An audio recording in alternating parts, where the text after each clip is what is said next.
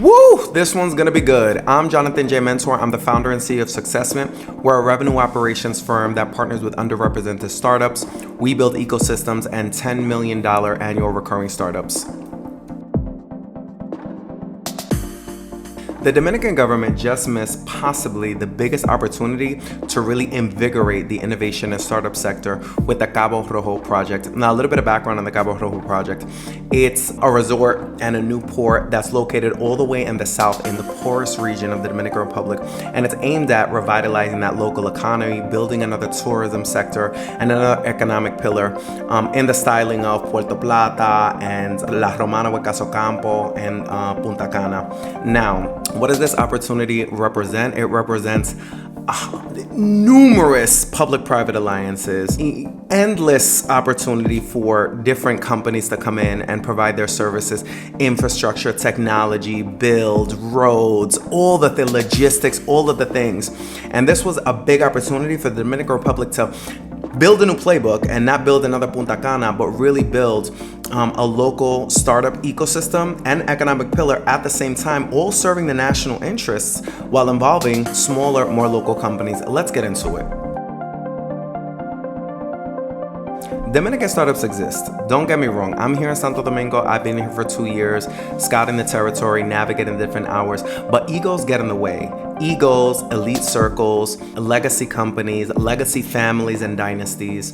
And typically Dominican startups don't get invited to the table. Why? One of the biggest reasons is because of the systems that are already in place. That's number one. Number two, the Dominican government, when they, put out this big call like, hey, we're going to develop Cabo Rojo, we're looking for public-private alliances, they didn't put out RFPs. They didn't say what they were looking for. They didn't say what they needed. They didn't segment the different opportunities that were part of the project. We need to build a port, we need to build roads, we need infrastructure, we need better cyber quality, we need Wi-Fi, we need digitalization, all the different things. They just kind of went to one major player, Grupo Puntacana, who already, in my opinion, has a monopoly on developing tourism industry here in Dominican Republic. Now, here's what I want to say about Grupo Puntacana. Great company, Dominican bones, Dominican heart and soul. Love that for them. Love what they're doing for the country. It's amazing.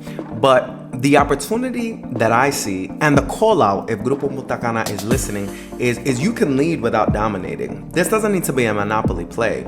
If the government recruited or contracted Grupo Puntacana, that's fine and good and dandy, keeping it within, the national interest and everything like that. But Grupo Puntacana, as an industry leader and a segment leader, they should really be the ones subcontracting and sharing this enormous opportunity to build more jobs, build more competition in the tourism and tourism sec industry, invite different innovative ideas and proposals and projects to join in the project, and really fill in the gaps that a large legacy enterprise like Grupo Puntacana might not always be the best at doing. This is the big call out to Grupo Puntacana. Listen up. It's your big responsibility as this big brother to make some room for the smaller startups that are trying to enter into the game and contribute to the economic transformation story of the Dominican Republic.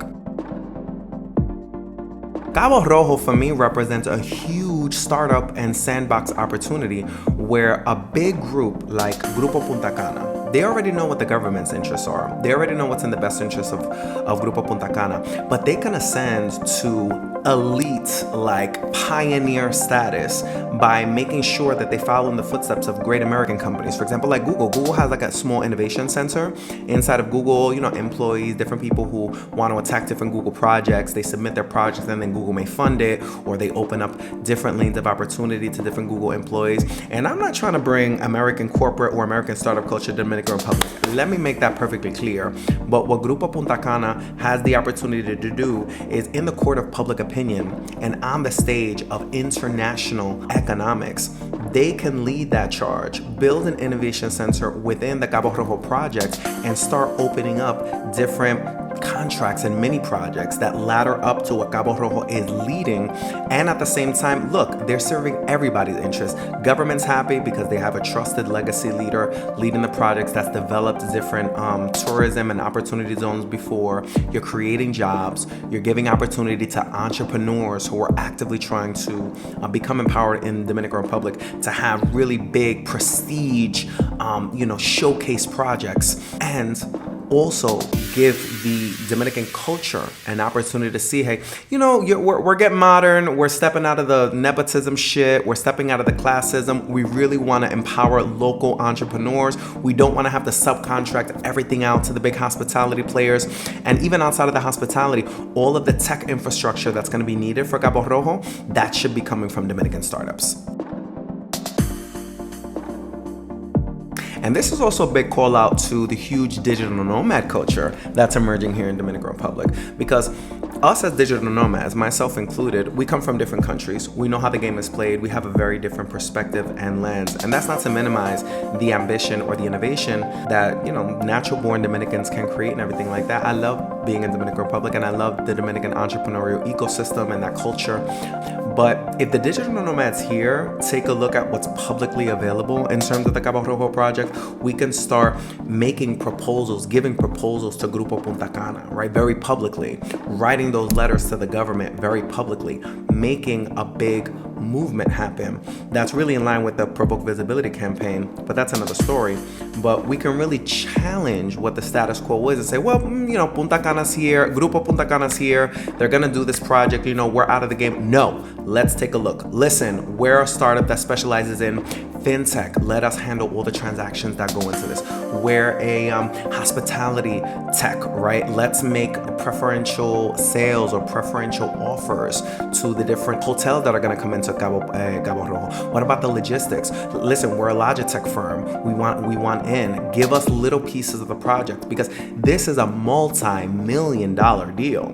Giving a couple of $100,000 in many projects to startups goes a long way, but there's really no infrastructure, there's no system that local startups here in Dominican Republic can use to move that narrative forward. So for my fellow expats, and for those of you who are digital nomads here in the Dominican Republic who have taken an interest in this wonderful country, let us partner with these local startups and let's move them forward in the direction of raising awareness, creating visibility, interacting with the powers that be with a great offer, right? And really delivering and showing them that Grupo Puntacana is not the only player in the game. And the government's not innocent. The government's not innocent at all. Listen, I'm a fan of Abinader. I think that the PRM is one of the best things to happen to Dominican Republic. Politics aside, I'm just basing it just off the data, the metrics, and what I can see and feel when I walk around the capital, Santo Domingo.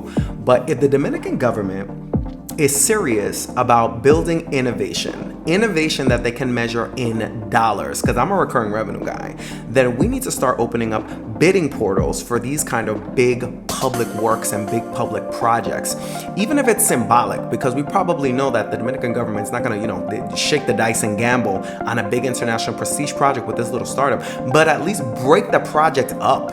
Right? Break it up. Give somebody a leadership play like a Grupo Puntacana and give the smaller pieces of it. The logistics piece, the construction piece, the this, the that, all of the different elements that go into building an innovation and a startup ecosystem. Break those things up. Let's be more thoughtful. Let's be more intentional about how we're doing things, because at the end of the day, we want the result. We want Cabo Rojo to be this big mega project. We want an alternative to Punta Cana within the country. We want to grow internal tourism. We want to grow international tourism. It's a huge pillar of the Dominican economy. I would not want the Dominican government, Luis Abinader, to stop any of that. No, that's not what I'm saying. But what I'm saying is there's a different pathway there, and it doesn't need to be with all of the existing players. We need to open up that playing field before we start creating monopolies.